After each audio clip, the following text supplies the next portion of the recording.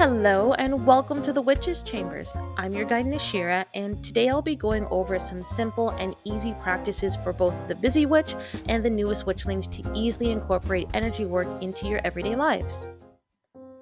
Before I dive in, I wanted to briefly go over why I'm suggesting these in the first place, and simply put, with everything in life, the more you do it, the better you are at performing it. So, being in tune, setting intentions, manifestations, raising energy, and casting spells. All of these take time to understand and to properly orchestrate. Magic is real, and it takes time to understand how you connect with your own magic and how you best use it during your own practice. By incorporating more magical workings throughout your everyday life, you begin to work that energetical muscle and strengthen it. First off, stir your brew 3 times clockwise to set and embody intentions. I always start my day with a nice cup of coffee. After I've prepared it the way I like, before taking the first sip, I enchant it with 3 clockwise stirs with my spoon. So the first stir I chant abundance, wealth, and success. The second stir I chant love, passion, and inspiration. The third stir I chant happiness, fulfillment, and protection. Then I seal it with a pentacle chanting, so mote it be. Light a candle incense in the morning and give thanks to the day. This one is my personal favorite. When I light a candle or an incense stick, it automatically puts me into a meditative or spiritual state that makes it easier for me to connect to my deities, the elements, and my guides. But don't worry, for this practice, if you are still questioning and are still unsure as to what or who you believe in, that is more than okay. Just close your eyes and be thankful for another day. When I was exploring spirituality, I knew that there was something that I believed in, but I didn't know what, so I would simply just give thanks to the universe and accept all it had to offer me. Draw a daily rune or tarot card. If divination is something that intrigues you, each day focus on an open-ended question. I usually default to tell me what I need to know. After you've chosen a statement of what you would like to focus on, shuffle your deck of runes while meditating on the question, and when you're ready, pull out a singular card or rune. There should be a book that comes with your divination set. Until you become proficient at reading your set, I would keep that book on hand just so you can read what your card or rune means. There are many divination tools. Some you may have an affinity for, and some you may not. It's always trial and error, but start off with one, get that 5-minute daily practice in to bond with your set, and ultimately this will increase your intuition. Meditation.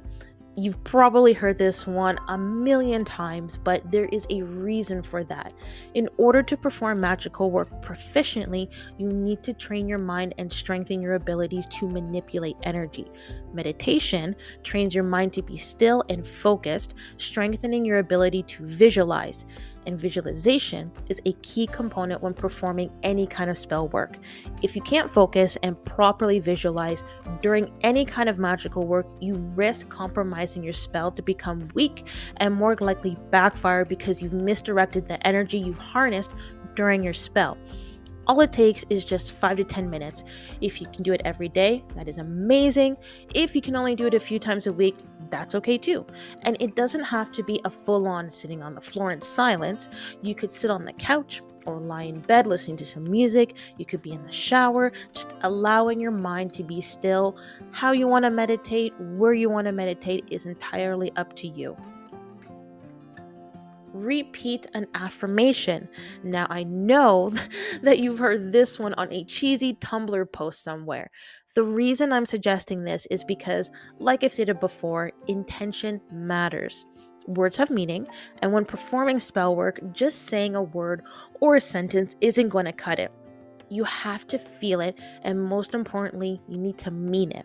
When you look at yourself in the mirror and say your words of affirmation, pay very close attention. If you're looking at yourself and say your words but don't believe it, and internally you're saying the exact opposite, then to be honest, you're not doing it right. That negative intent you're feeling is what is going to manifest, not the words you're saying. So, pick an affirmation to say to yourself every day and practice feeling and meaning what you say with every single fiber of your being. That is intention. And once you begin improving with that, you will notice a significant difference in your magical work. I would say objectively for the vast majority of people, the most common way we all know how to connect with a spirit or with the divine is either through prayer, ritual, or some kind of spirit tool. Realistically, it's much simpler than that. If you're feeling troubled or just need to vent, then honestly just open up and start talking. It doesn't always have to be an elaborate ceremony where you call down a god or a goddess in order to give thanks and connect with them. Just talk and build that connection to them. Circling back to my earlier point, if you're unsure and still figuring it out, just talk to the universe, a guardian or ancestor, until you find out if you have a deity you connect with. Shower cleanse. We all need to bathe, right? So during your shower, focus on more than just cleansing your physical body, but also cleansing your emotional and spiritual self. The day, the week, the month, heck, even the year can be heavy, and there are a lot of circumstances that can weigh on us and become blockages to progression as well as success. Taking the time to do a simple cleanse and do some self-care is extremely important.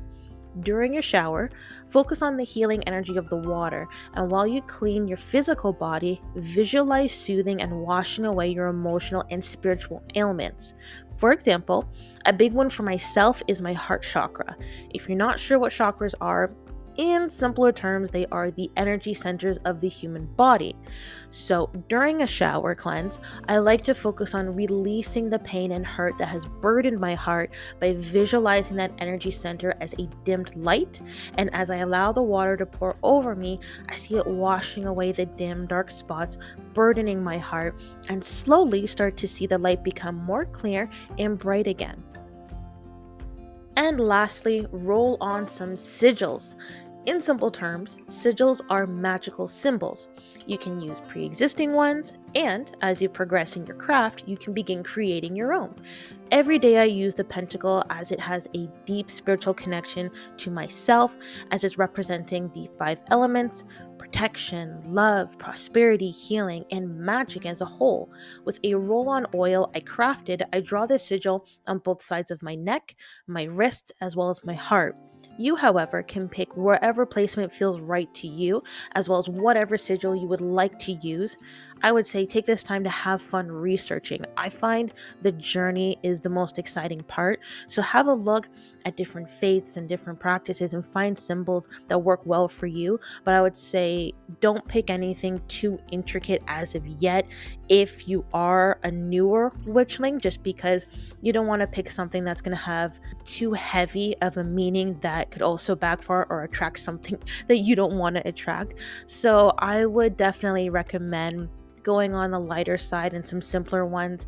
Like, you can do the pentacle, you can do the tree of life, you can say that you're already a part of a religion, so you're just exploring other options. You can do a symbol, a part of it. It could be a cross, it could really be anything, to be completely honest. You could do a symbol from the 5 elements, entirely up to you. I would just take the time to research and figure out what feels right to you. So that was simple, right? All of these practices are simple, but very impactful as they train and strengthen your ability to be intentional and connect to your higher self. Intention and connection is a huge part of magical work.